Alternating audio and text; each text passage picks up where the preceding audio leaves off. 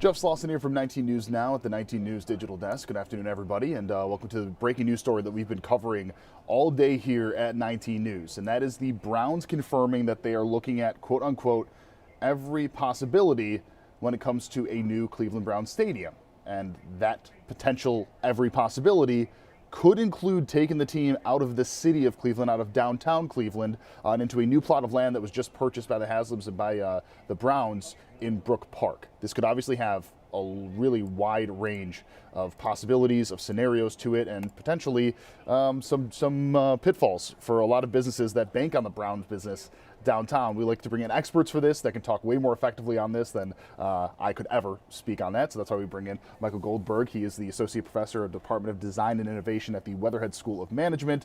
Michael, this is obviously big news if this does end up getting confirmed.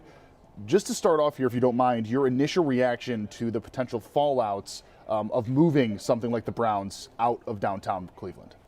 Sure. And, I guess we should preface it because us as Clevelanders and as Browns fans, when we talk about moving the Browns, we're scarred by the move to Baltimore. And I think this is something very different. We have an interesting governmental system in Northeast Ohio in which we have many cities. So the city of Brook Park is different than the city of Cleveland. But I think, quite frankly, the way I look at it, and actually, if you look at other metropolitan areas, I mean, it's 8 miles away or sort of 8-minute drive from Brook Park to downtown Cleveland. So while, yes, I think technically, if the Browns would vacate their home in downtown Cleveland by the lake and go to this new home in Brook Park, it'd be a move of different cities, but we're still talking about greater Cleveland here. Yeah, I think that distinction obviously is very important. This is similar to what other cities have seen or started to see here. We know that the Chicago Bears have announced their plans to move outside of the city of Chicago. Washington, their football team, it does not play in D.C. or the D.C. area. The Buffalo Bills play about 15 miles, away from the central part of downtown. So this would be following suit with many other teams that have done this. But Michael, from a business perspective here, what could this potentially mean? What type of a fallout would we see specifically for downtown Cleveland and the city of Cleveland, obviously, if they move to the city of Brook Park? So I think we should think about what this may mean in terms of a new stadium, particularly if they actually build a dome stadium. I mean, I think it's from an economic impact point of view, in terms of the central business district in downtown. I mean, Cleveland Browns Stadium has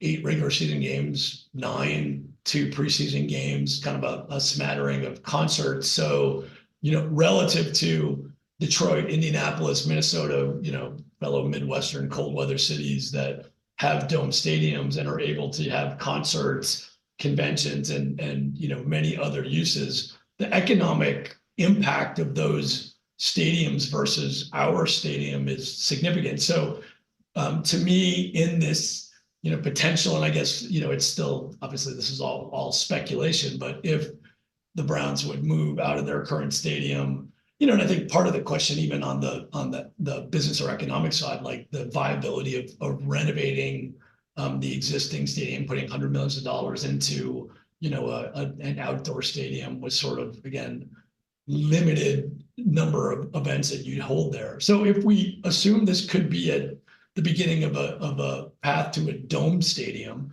I think the other reality is, like, the city of Brook Park or things in and around the airport, like, people who come to Cleveland to go to a Browns game or go to a concert aren't going to stay out by the airport. So they're still going to be staying at the Hilton and going to eat on East 4th Street. So I actually think that that the impact on downtown, particularly where the Brown Stadium is currently located. I mean, there's an interesting discussions right now about lakefront use and more connectivity between where the stadium is located in downtown and new development that can happen down there. But it's not as though and actually in some ways, actually, I think if we look way back to Gateway and where Progressive Field and Quicken Loans Arena, but it's not called that anymore. It's Rocket Mortgage.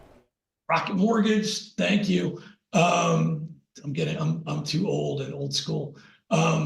hey, that was built in a part of downtown that was like, there wasn't much activity. I mean, I think what's interesting in terms of economic activity with, again, this announcement that the Haslams have bought the old Ford plant is like, what is going to go there, of better use? Like, is it going to be another Amazon warehouse, or, I mean, manufacturing facility, maybe, but maybe not. So I actually think not only could this open up that lakefront property, but I think there's other possibilities. To me, the other interesting thing, and I haven't seen it as any part of this, is like Burke Lakefront. I mean, it is perhaps part of this discussion, like to put more pressure on closing Burke, putting a stadium on Burke, and then opening up this space. But like, I mean, if you, again, you mentioned Chicago earlier, and I know the discussion around the Bears is moving out of Soldier Field, out of downtown, but like, Mayor Daley bulldozed their local airport and created all sorts of cool park space. So I think it's a really interesting time. I mean, I'm bullish on what this might mean for the city and the economy. I mean, again, this is all sort of speculation at this point, though. You mentioned Brook Park a little bit here, and I want to get into them a bit more because, yeah, if this does happen and it is moved to Brook Park, what does putting a state-of-the-art stadium, whether it's a dome or not, I mean, what does that do for an area like Brook Park, who it's not a place where there used to be a plant, obviously there isn't one anymore, that I'm assuming would be great for them and great for the businesses there, right? Yeah, I mean, I think certainly this would be a boost for Brook Park. There's going to be things that are going to get built up around the stadium. I mentioned earlier that one would assume that most people who come in and hotels and teams are going to be staying in downtown Cleveland, but there's likely going to be built up, hotel rooms, other amenities, food, restaurants. So yeah, I mean, obviously, if you're a government official in Brook Park or living in Brook Park, this would certainly be a boost to that community. Michael, this is obviously a very delicate situation because you're going to hear officials from the city of Cleveland saying, hey, we don't know anything about this, or there's nothing confirmed, which very clearly there isn't. You're going to hear individuals in Brook Park who are very excited about this. For just an observer, somebody that's potentially just watching this and trying to filter through and figure out what they need to care about, what are the substantial parts of this that if a normal person would hear, they would think, okay, this is actually happening? Just the purchasing of a land isn't what we're saying. I mean, will we have to wait for business meetings to be happening between the Haslams and people in Brook Park? I mean, like, what are some signs that we should be able to know or be able to look for to actually show if this is real or not, or this is just a ploy from the Haslams, like you said, to try and use Burke as their next site? No, I mean, who knows? I mean, obviously, I think the Haslams or other, folks in the real estate space are, there's some optionality. So my sense is that this provides them with some options. Maybe it provides them with some leverage. I mean, again, I think the good news is, like, as Clevelanders or greater Clevelanders, and again, we've been so scarred by the previous move to Baltimore. It's like this is going to stay in our hometown. I was actually having a conversation earlier today with a friend about think back to the Coliseum, and I think there was a vision when the Coliseum was built between in Richfield, between Cleveland and Akron, that would sort of spur all sorts of development. I mean, for any of us that sort of grew up driving down from Cleveland to go to Cavs games and the Miracle Richfield and all these things, like, it was not super convenient. That area really never got developed, and it was far. I mean, I think should this come to pass and be in Brook Park, it's not very far, and it really is in the city. So I think it's interesting. I mean, I think for those of us that want to see something more done with our lakefront than what we have today, in some ways, I think this announcement can be a good thing, can be a catalyst.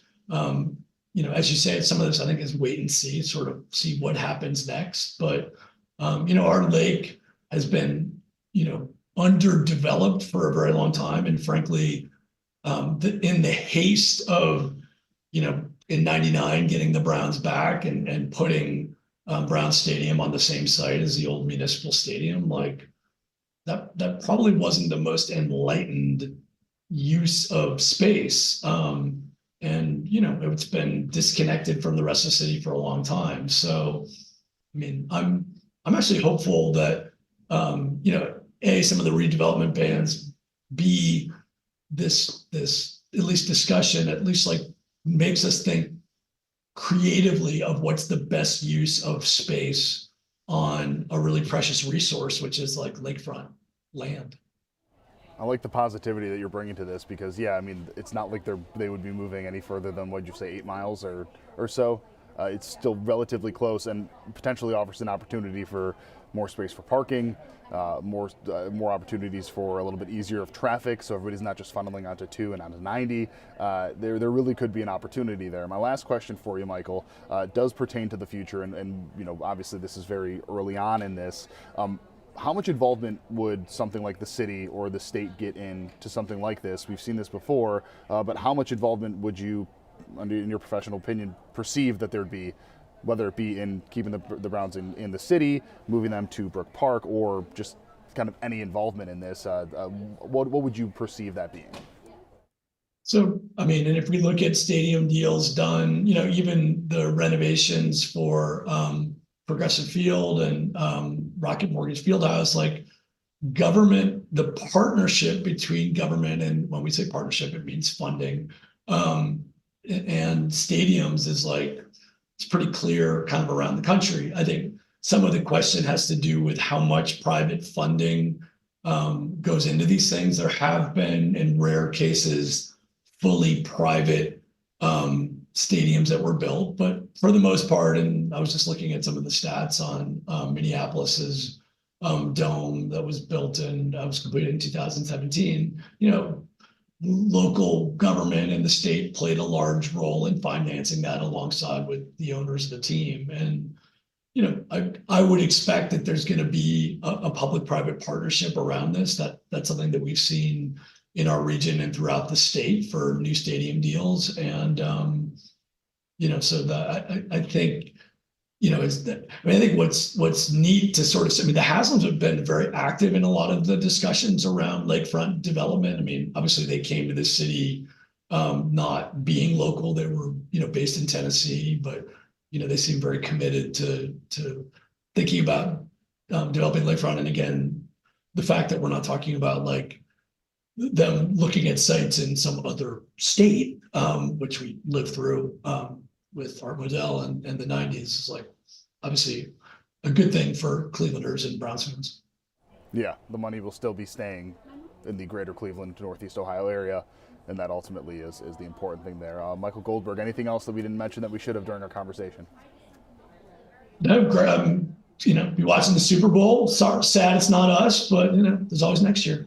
Michael Goldberg, Associate Professor of the Department of Design and Innovation with the Waterhead School of Management at Case Western Reserve University. As always, thank you so much for your time today, man. We really appreciate it. Really appreciate the expertise in this.